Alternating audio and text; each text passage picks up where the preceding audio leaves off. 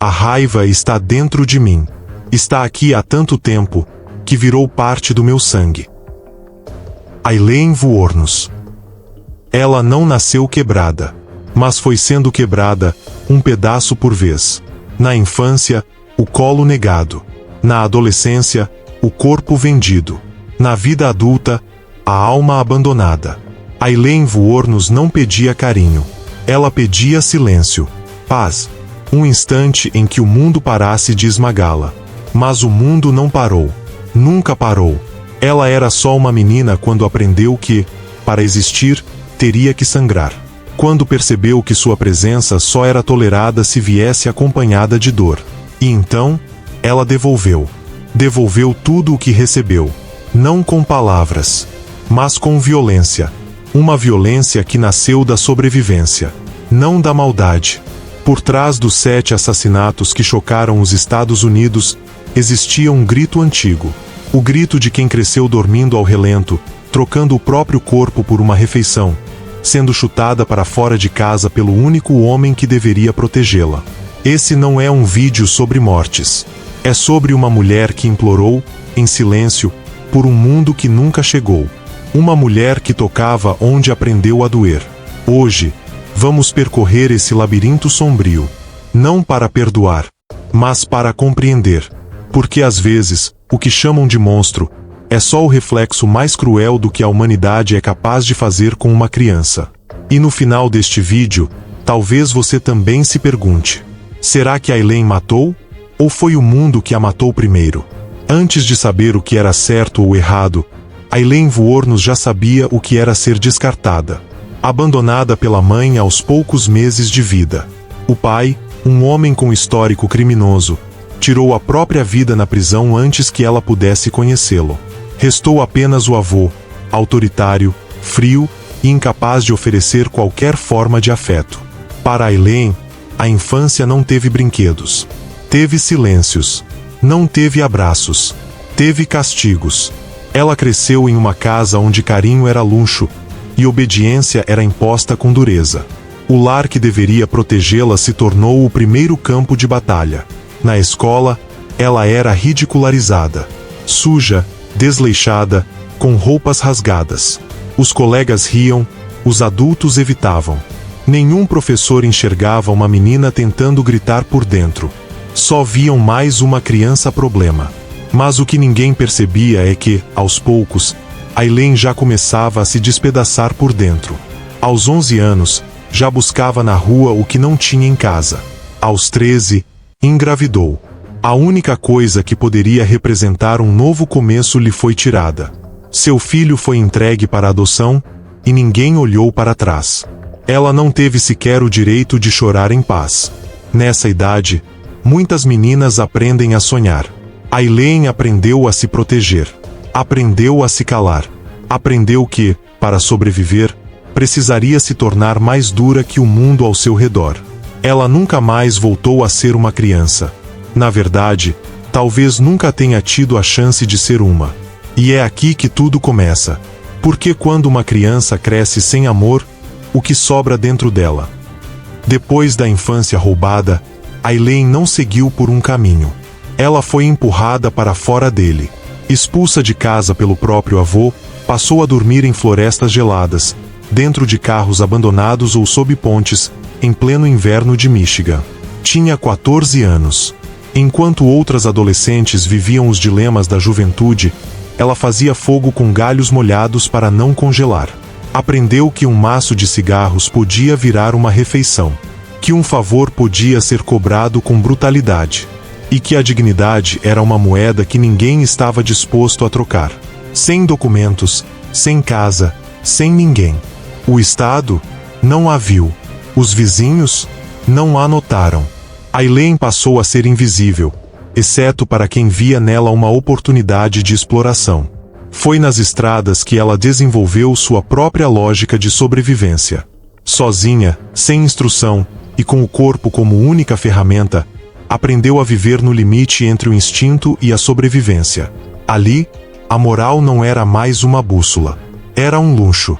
E ela não podia se dar ao luxo de hesitar. Ela começou a vagar de cidade em cidade. Dormia em postos de gasolina, roubava comida de mercados, enfrentava tempestades a pé, com sacolas plásticas nos pés no lugar de sapatos. Às vezes, um estranho dava carona. Às vezes, levava algo em troca. E assim, dia após dia, Aileen endurecia por dentro. Seu coração deixava de ser um abrigo e passava a ser uma trincheira. Os registros policiais mostram que, nessa fase, ela começou a ser detida por pequenos delitos: embriaguez, desacato, brigas. Mas nenhum desses papéis contava o que de fato estava acontecendo. Ninguém se perguntou por que aquela jovem, ainda com traços de menina, estava sempre sozinha, sempre com fome, sempre à margem. Ninguém perguntou quem a machucou. Só anotaram o nome dela em mais um boletim e a soltaram de volta nas ruas. Quando conheceu Tyria Moore, anos depois, foi a primeira vez que Aileen se permitiu sentir algo parecido com afeto. Mas até o amor, para ela, era instável, doloroso, confuso. Era um lugar onde ela ainda precisava se proteger. E enquanto o mundo via apenas uma andarilha agressiva, por dentro Aileen já estava cheia demais de dor. Era como se tudo que a tocasse se tornasse ameaça. Porque, para ela, o amor nunca veio sem um preço. E o medo sempre veio de mãos dadas com a necessidade. Ela aprendeu a sorrir como defesa, a encarar como ameaça, a viver como se o amanhã fosse mais um inimigo. E foi nesse estado, entre raiva e desespero, entre abandono e sobrevivência, que a linha que separa o instinto do crime começou a se apagar.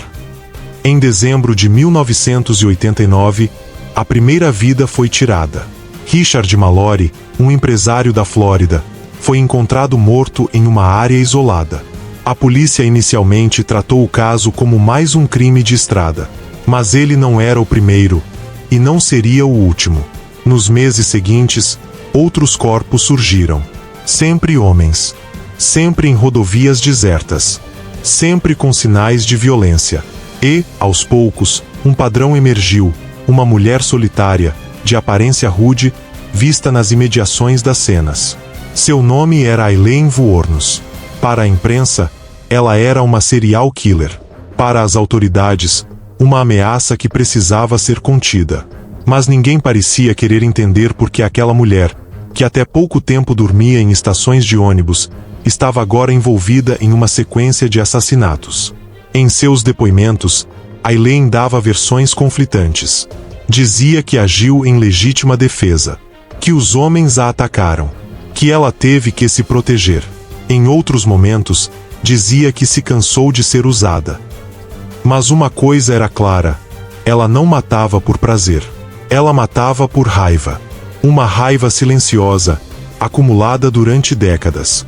Não era uma assassina fria. Era uma bomba emocional que o mundo ignorou até explodir. As investigações revelaram algo desconcertante. Todas as vítimas haviam tido contato com ela pouco antes de morrerem. Algumas a contrataram como acompanhante. Outras ofereceram caronas. O que começou como interações comuns, terminava em violência e desaparecimento. Aileen passou a carregar uma arma no carro, sempre alerta, como se esperasse ser atacada a qualquer momento. Como se não houvesse mais diferença entre ameaça real e memória traumática. Tudo era perigo. Todo homem, uma lembrança viva daquilo que ela mais temia. Quando questionada, dizia: "Eu só queria viver em paz. Mas nunca me deixaram. Sempre vinham pegar algo de mim." É nesse ponto que o debate se intensifica. Até onde vai a autopreservação? Quando uma mente traumatizada se desconecta da realidade, a linha entre defesa e agressão se dissolve. O perfil psicológico de Aileen, traçado após sua prisão, revelava um histórico de traumas profundos, transtornos de personalidade e colapsos emocionais. Mas naquela época, o sistema não estava interessado em ouvir. Estava interessado em punir. A série de assassinatos terminou com 7 vítimas confirmadas. 7 homens. 7 histórias interrompidas. E uma mulher no centro de tudo, não como uma mente calculista, mas como uma alma devastada, reagindo da forma mais brutal ao que a vida lhe ensinou. Aileen não planejava. Ela respondia. E o que ela respondia era o que o mundo jogou nela por anos: abuso, invisibilidade, abandono. A caçada por Aileen Wuornos começou quando o padrão dos crimes ficou impossível de ignorar.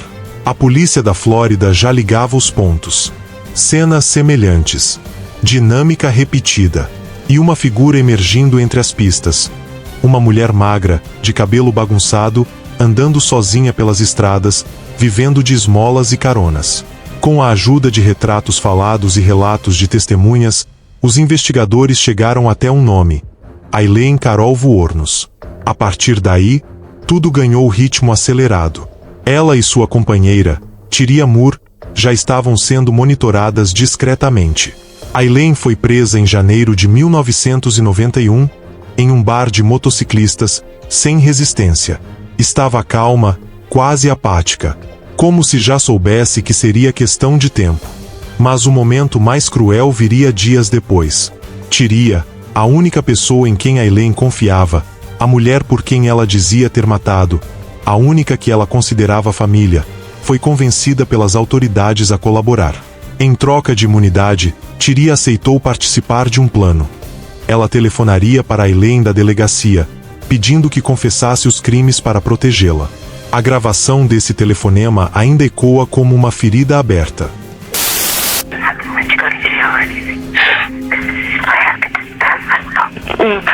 We'll do it now. Get it over with. Right this moment. Get it over with. Okay? Alright. A voz de Aileen, do outro lado da linha, hesita. Ela tenta entender. Pergunta se Tyria está bem.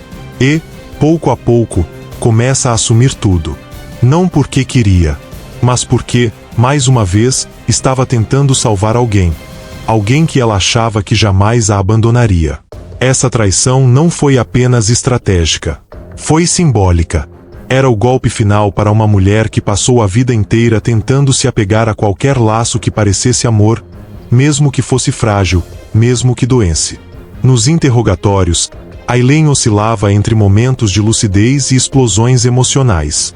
Em algumas falas, parecia resignada. Em outras, desafiadora. Disse: eles iam me matar de qualquer jeito. Então é melhor eu limpar tudo logo. Durante o julgamento, a figura que o público via era de uma mulher tensa, perturbada, emocionalmente esgotada. A imprensa a transformou em símbolo da brutalidade. Poucos se perguntavam o que ela carregava por dentro. Poucos queriam saber como uma criança jogada nas ruas chegou até ali. A sentença era inevitável: pena de morte. E mesmo depois de condenada, Aileen continuou dando entrevistas, nas quais parecia cada vez mais confusa, paranoica, desgastada. Às vezes falava de conspirações. Outras vezes, se referia a si mesma como um fardo para o planeta. Já não era apenas uma mulher presa. Era uma mulher completamente sozinha, cercada de câmeras, manchetes e julgamentos. Mas o que pouca gente entendeu é que Aileen Wuornos já estava em prisão perpétua desde a infância. O tribunal decidiu que Aileen Wuornos deveria morrer. Mas, para ela, a sentença parecia mais um alívio do que uma punição. Nos anos que antecederam sua execução, Aileen se transformou em uma figura ainda mais complexa. Isolada no corredor da morte, ela deu diversas entrevistas. Algumas calmas, outras desconexas, outras marcadas por uma fúria contida que parecia vir de um lugar muito antigo. Ela falava de conspirações, dizia que estava sendo observada, que a queriam ver morta o quanto antes. Mas também havia momentos em que parecia ser apenas uma mulher esgotada. Uma mulher que viveu como uma fera encurralada. E que agora só queria que tudo terminasse. Em um dos depoimentos mais marcantes, disse com os olhos fixos na câmera: eu fui estuprada. Eu fui espancada. Eu fui jogada no lixo. Mas isso nunca foi manchete. A única coisa que vocês querem saber é quantos morreram. Ninguém quer saber quantas vezes eu morri por dentro antes de tudo isso. Em outubro de 2002, Aileen foi levada para a execução. Não pediu misericórdia. Não demonstrou medo. Suas últimas palavras foram desconcertantes. Sim, eu gostaria apenas de dizer que estou navegando com a pedra, e eu voltarei como relâmpago, com Jesus. Ela tinha 46 anos, e partiu do mundo da mesma forma como entrou. Sem aplausos, sem abraços, sem ninguém esperando por ela do lado de fora. Mas o que ficou foi mais que um caso criminal. Ficou o retrato de uma sociedade que fecha os olhos para suas próprias criações. Porque Aileen não foi feita em um laboratório do mal. Ela foi moldada nas frestas, nas ausências, nas negligências. O documentário Monster, baseado em sua vida, ganhou o Oscar. Mas nenhum prêmio pode traduzir a dor que ela carregou ou o desconforto que ela provoca. Porque, ao olhar para Aileen Wuornos, o que enxergamos não é apenas uma mulher que matou. É um reflexo distorcido de tudo aquilo que ignoramos, até que seja tarde demais. Aileen Wuornos não pediu desculpas, não pediu piedade, mas talvez, no fundo, só quisesse que alguém tivesse lhe perguntado: "Você está bem?" Antes que fosse tarde demais. Ela não teve infância, não teve abrigo, não teve voz. E quando finalmente respondeu ao mundo, fez isso da forma mais brutal. Agora que você conhece a história por dentro, sem manchetes, sem rótulos, a pergunta que fica não é por que ela matou. A pergunta que ecoa é: será que ela nasceu para matar? Ou foi o mundo que a ensinou que essa era a única forma de existir?